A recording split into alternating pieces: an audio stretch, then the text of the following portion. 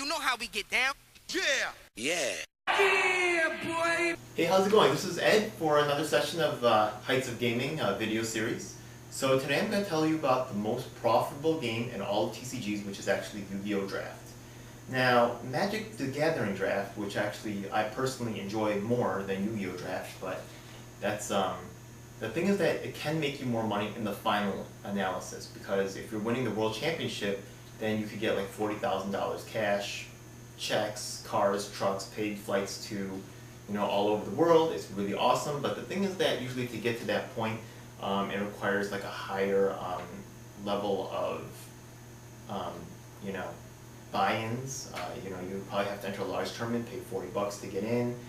Then from there, you have to battle it all out with all the people, usually in Constructed, maybe in Sealed, and then you'll finally progress to the top tables where you have an opportunity to draft for the top prize. So it's not as simple as just sitting at a table, without just and usually Magic Draft takes a long time. Usually it takes for a draft it could take up to 2.5, 3 hours with 8 people. But if you have a Yu-Gi-Oh! Draft, it could be easily over with an hour and a half. So it's just the amount of time investment is just better for a Yu-Gi-Oh! Game. Okay, it's just faster. So so let's get into it. How do we draft? What is drafting? So the thing about drafting is that when you play Constructed, it's really more dependent on good matchups. Like if I didn't bring in side cards for burn or deck out mill strategy, or I get OTK'd.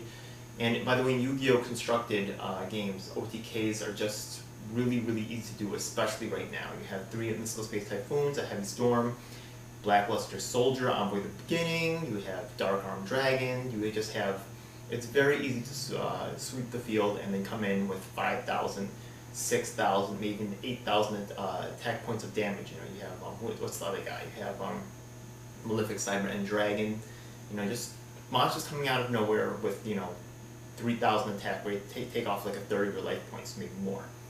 So, with Draft, that doesn't happen. You don't have Dark Hole, you don't have Heavy Storm, it's just the cards that are in the pack. So, I have some cards right here that are some random cards that I got from, Generation Force, which is actually the latest booster set. So, when I look at the cards right here, it's just the cards that I would be able to use to make a deck with. So I open my pack, which is 9 cards, 1, 2, 3, 4, 5, 6, 7, 8, 9. And I decide which cards are best to make a deck with. I would probably, in this pack right here, take Drill Barnacle would be a good pick, and Pernicious Puppeteer would be, these are okay. This guy only has 300 attack, usually that's not good. Usually I would take a high attack 4-star monster, or high defense, or maybe a 1-sack monster that has a good ability, but just, this Goblinberg has a good ability. Maybe I would take him.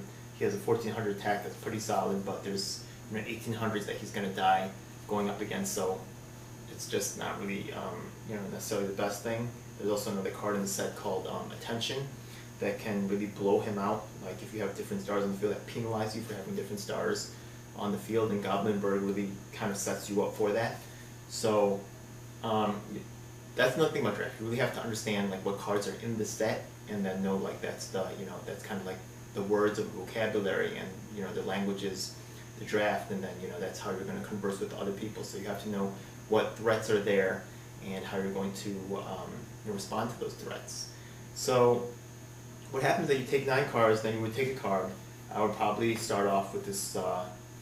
Maybe I would take a Goblinberg. There's 2 of them. Maybe I would take this Drill Barnacle, and I would take one and put it on the side, and that would go into the pool of cards that would make up my deck. Then I would take the rest of the 8 cards and I would pass it to the person on the left. Someone would pass me 8 cards from my right. I would look at the 8 cards and I would make another selection. If I got this pack and I say, oh look, it's exactly the same pack, I would take the Pernicious Puppeteer next, and then I would pass the cards off. And then eventually, you do this with 3 packs. That's 27 cards total, because 9 times 3 is 27. And then what happens is that your first pack you pass to the left, the second pack you pass to the right, and the third pack you pass to the left. And taking 1 card each time. Then you make a deck of 20 or more cards, and then you duel against everybody else until everybody has a placement. 1, 2, 3, 4, 5, 6, 7, 8. So the top 4 going, the winning 4 go into their own bracket called the winner's bracket. The losing 4 go into the loser's bracket, and the top 4 duel it out for positions 1, 2, 3, and 4. And This is why it makes so much. This is why it pays so much better than any other TCG. In Magic the Gathering, a lot of the cards have usage beyond Yu-Gi-Oh! Yu-Gi-Oh! Usually in each set you're only going to have like 2 or 3 cards really usable and constructed. This happens in Magic the Gathering too, but it's not so severe with the price differentials. So in Yu-Gi-Oh! Cards can easily go $50, $100, sometimes even $150. These just happen on a regular basis, and sometimes $250. It happens probably much. I would say almost every year this card goes about $250. So what happens is that you throw all the rares and hollows at the middle of the table, you separate them from the commons, and then whoever the first place gets to choose the first rare hollow on the table. Second place gets second pick, third place gets third pick, etc., etc. In a Yu-Gi-Oh! Box, you're going to have 1 secret, 2 ultras, 1 ultimate, and about 4 supers. That means a total of 8 hollows in each box, and you're going to have about, every pack should have a rare. So everybody at the table should get 3 rares. Everybody at the table should get 1 hollow, right? And let's suppose that, I didn't have a good day, blah, blah, blah, I finished 5th. If you're finished 5th out of 8, you're still going to get either a secret, an ultra, an ultimate, or there's always a money super. So money super could be like Reborn Tengu, it could be like Darkstruck Fighter, it could be like 6 Samurai Kaizen. These are all super rares that easily exceeded $20 in value, maybe even hit $40 in value. So if I'm finishing 5th place and I put $10 in for a draft and then I'm walking away with a $40 card for finishing 4th or 5th, that's ridiculous. That's really, really good. So just the fact that everybody gets something, even if you lose, and also the game's much more fair. When you play against other people in Constructed, you could just have, someone just OTKs you with the crazy hand setup, you just have a bad hand, you can't mulligan like you can in Magic, so it's just, you have less control over that, and then you just lose the game, and then you're eliminated from the finals, and then, if you're playing a larger event, like 100 people event, it's going to be 7 rounds, that's going to be 7 hours, plus setup time, that's going to be 8 hours, then the finals, that's 10 hours, that's your whole entire day. And then if you don't finish in the top, 4 or 5, you're probably not going to make your money back. You might get a playmat, playmat's probably worth maybe 30, 40 bucks. I could work a job for 8 hours and get 40 bucks out of that, Not that, it's not, not that you're not having fun, things like that, but you're also having fun drafting. And when you're drafting, you're playing different cards that you might never play, like Drill Barnacle.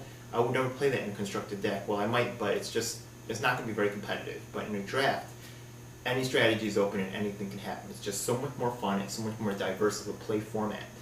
So, and the product payout's way better, and it finishes faster, and you're walking away with money. In my lifetime of drafting, I've won 4 Crush Cards on the Hot, I won 4 or 5 Dark Arm Dragons, 4 or 5 Judgment Dragons. This is all when the cards were at the peak of their value, and I just flipped them really quick. I sold them for about 100, 150. I didn't care if if people thought they were going to go up or they were going to go down. I just flipped it for that quick money. An hour and a half, I got 80 bucks. Bam, just went to the next draft. Maybe got a $20, $30 card. Bam, went to another draft. Got another $20, $30 card. You could just cycle this infinitely, and it's just really awesome. So I hope you guys enjoyed, and I hope you guys start getting into drafts. If you want, you can also check us out at heightsofgaming.com. We sell boxes for $58.50. So if you tell your friends, 6 of your friends, if you get 7 of your friends to draft with you for $58.50, then basically your draft set is free. All right, have a good one. Thank you.